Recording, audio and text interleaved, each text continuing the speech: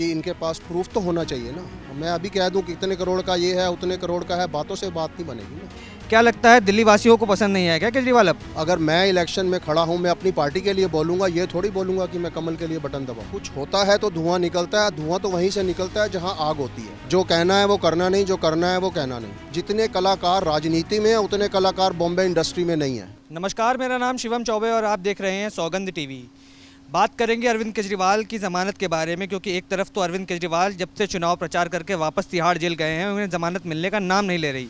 तमाम कोशिशों के बाद राउस एवेन्यू कोर्ट ने उन्हें ज़मानत तो दे दी थी, पर उसी के बाद ठीक ईडी के कहने पर, ईडी के हाईकोर्ट पर जाने पर उनकी ज़मानत पर रोक लगा दी गई हाईकोर्ट द्वारा। जानेंगे जनता से, एक तरफ सर अरविंद केजरीवाल अभी भी तिहाड़ जेल में हैं और जो तमाम उनके नेता हैं, आतिशी हों या संजय सिंह हो, वो लोग धरने पे बैठे हुए हैं।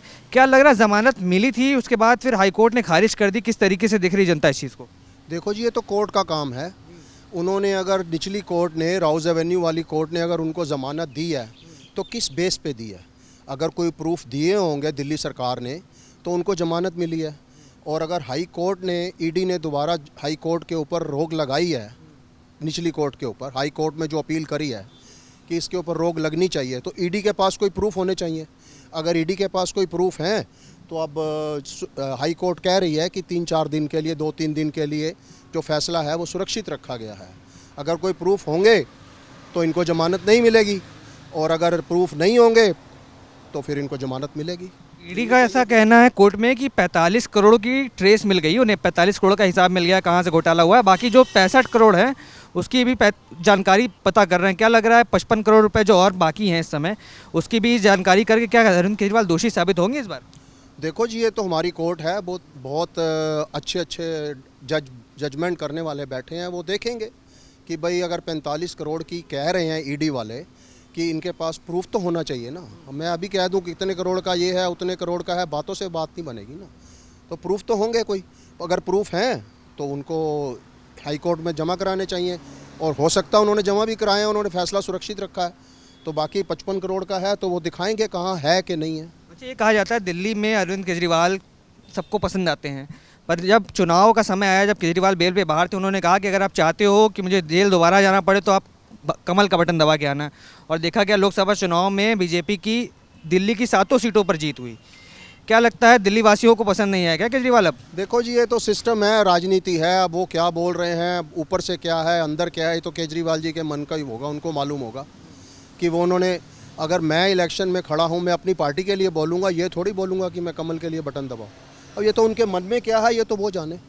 क्या लग रहा है, घोटाला करा है? जनता क्या सोच रही है? जितना भी अब तक देखा गया, जितनी भी कहानी आपने सुनी अरविंद केजरीवाल के बारे में, जनता क्या सोच रही है कि क्या दिल्ली के मुख्यमंत्री घोटाले में लिप्त हैं या फिर बदले की राजनीति के तहत अंदर किया गया है? नहीं जी, देखो ये तो प्रूफ के ऊपर है। और दूसरी बात ये है कि जनता क्या सोच रही है, चाहे केजरीवाल हो चाहे कोई और भी हो। अगर कुछ होता है तो धुआं निकलता है, धुआं तो वहीं से निकलता है जहां आग होती है। तो कुछ ना कुछ तो होगा। अगर 85 करोड़ नहीं होगा तो 65 होगा, 65 नहीं होगा 50 होगा, 40 होगा, कुछ ना कुछ तो हुआ ही है। अच्छा, आखिरी सवाल ये करते हैं कि देखा गया था कि अभिषेक मनु सिंघवी जो थे वो अरविंद केजरीवाल के वकील थे, जो कि कांग्रेस पार्टी के वरिष्ठ नेता भी थे।